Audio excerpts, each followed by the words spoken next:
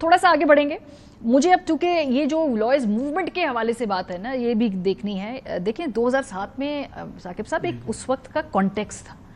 Lawyer movement ایک اپنی علیحدہ اپنے بلبوتے کے اوپر نہیں چل پڑی تھی. اس وقت کردار وہی ہیں جو اس وقت کی لائر موومنٹ کے ہیں. کیا اس وقت وہ جان ہے آپ کو اس تحریک کے اندر نظر آ رہی, خاص طور پہ جو الیکشن ہوئے ہیں سپریم کورٹ بار کے اس کے؟ اچھا, یہی کوسچن جو ہم یہ لائر موومنٹ کے اس وقت کے لیڈر سے اب بھی وہی لیڈ کر رہے ہیں, منیر ملک, علی احمد کو, ان سے جب ہم نے یہ سوال ان کے سامنے رکھا تو انہوں نے بھی بتایا اور اس کے وقت کے حالات بھی یہی بتاتے ہیں کہ شروع میں بالکل اسی قسم کا ماحول تھا. کوئی ایسا نہیں تھا کہ پہلے دن ہی بہت بڑے پیمانے پہ موومنٹ شروع ہو گئی اور ہر طرف جو ہے وہ ہلچل مچ گئی. ایسا بالکل بھی نہیں تھا. بڑا سموتھ طریقے سے, بڑی ایک طریقے سے انہوں نے وہ موومنٹ شروع کی اور آہستہ آہستہ موومنٹ جو ہے وہ بڑھتی گئی. اب اگلا سوال یہ ہے کہ کیا یہ آگے بڑھ سکیں گے؟ میرا خیال ہے بالکل بھی بڑھ سکیں گے. انہوں نے جو میکانزم بنایا ہے وہ چاروں صوبوں میں تمام بار ایسوسیشن ڈسٹرکٹ لیول پر سب کو انہوں نے ایکٹیو کرنے اور جو تمام صوبوں میں آل پاکستان لائرز کنونشن کرنے کا جو اعلان کیا ہے. پھر سب سے بڑی بات یہ ہے کہ موسٹ سینئر جو وکیل ہیں منیر ملک ہیں, علی احمد کورد, حامد خان, باقی سب جو ہے وہ اس میں موجود ہیں. اور دو چیزیں ان کی مجھے بڑی پسند آئیں. ایک, انہوں نے کہا کہ کوئی پولیٹیکل ایفیلیشن نہیں ہوگی کہ نون پی ٹی آئی کون ہے حامد خان صاحب کیا کریں گے؟ نہیں. انہوں نے کہا کہ یہ جو نیشنل ایکشن کمیٹی ہے اس کے ساتھ کسی کی وہ ایفیلیشن نہیں ہوگی, یہ اس سے مبرہ ہوگی. ایک اور انٹرنلی جو لائرز کے گروپس ہیں, ایک حامد خان گروپ, آسما, انہوں نے کہا اس سے بھی مبرہ ہوگی.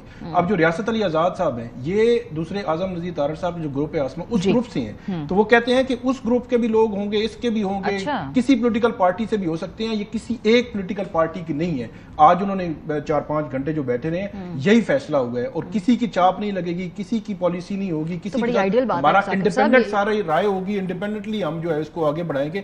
اور وہ انہوں نے میرے خیال میں بہت تیزی سے بھی نہیں, آل پاکستان لائرز کنونشن, دین وہ کہہ رہے ہیں سب سے پہلا جو ان کا ایجنڈا ہے وہ یہ ہے کہ جو آئینی ترامیم سپریم کورٹ میں چیلنج ہوئی ہیں وہ انہوں نے آج یہ کہا ہے کہ سپریم کورٹ اس پہ فل کورٹ بلائے. اچھا, فل کورٹ بٹھائے.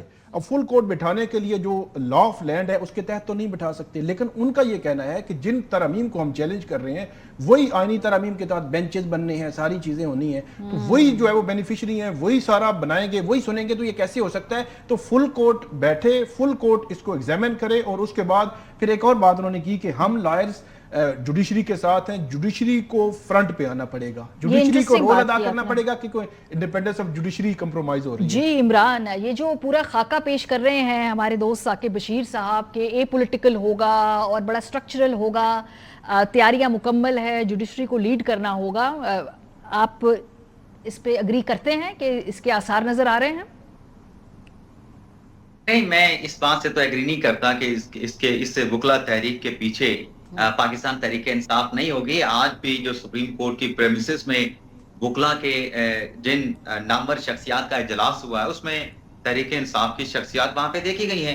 صرف حامد خان نہیں تھے, وہاں پہ شعیب شاہین بھی تھے, وہاں پر تحریک انصاف کے نیاز اللہ نیازی بھی تھے, اور بھی تحریک انصاف کے چہرے وہاں پہ نظر آ رہے تھے. لیکن بہرحال ان کی ایک کوشش ہے کہ یہ وکلا تحریک جو ہے اس کو کوئی سیاسی رنگ جو ہے وہ کوئی نہ دے سکے, نہ اس کا کوئی سیاسی تاثر کوئی لے سکے.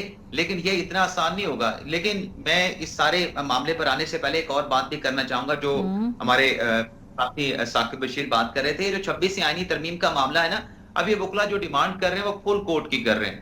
اب فل کورٹ اس پہ بنتا ہے نہیں بنتا 26ویں آئینی ترمیم کے تناظر میں قطع نظر اس بحث میں جائے بغیر, دیکھیں یہ آئینی ترمیم کے نتیجے میں ہی یہی افریدی صاحب جو ہے وہ چیف جسٹس آف پاکستان بنے ہیں. اور اسی 26ویں آئینی ترمیم کے تناظر میں جو منصور شاہ صاحب ہیں وہ آپ کہہ سکتے ہیں کہ وہ متاثرہ فریق ہیں. تو ایسا بینچ اس میں بننا چاہیے. اب کس سائٹ پہ بنتا ہے میں اس بحث میں بھی نہیں جاؤں گا, لیکن وہ جو ایک پینل والے تھے اس کو آپ کیسے اس بینچ میں شامل کر سکتے ہیں جو یا تو بینیفیشری ہو سکتے ہیں یا پھر افیکٹو ہو سکتے ہیں. یہ بڑا ایک کروشل. لیکن عمران کوئی لائرز موومنٹ نظر آ رہا ہے آپ کو؟ کوئی کیا جو وکلا, ایک منٹ میں لوں گا, جی 1 منٹ میں اور لوں گا. یہ جو وکلا تحریک کی بات ہے نا, دیکھیں یہ وکلا جو آج چہرے ہم نے پریس کانفرنس پہ دیکھے ہیں, بڑے معتبر چہرے ہیں, بڑے نامور شخصیات ہیں, بڑے کریڈیبل ہیں.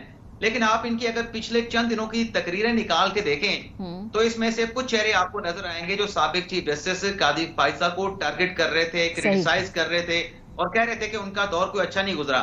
اب آپ مجموعی طور پہ ساری صورتحال کو دیکھیں کہ یہ وکلا تحریک جب 2007 میں چلی تو یہ لے کے آئے افتخار چودھری صاحب کو، دکھایا عوام کے سامنے کہ یہ نجات دہندہ ہے، عدلیہ میں آئیں گے، واپس آئیں گے، ریسٹور ہوئیں گے، عوام کو انصاف ملے گا. کیا بنا عوام کا؟ کچھ نہیں ہوا.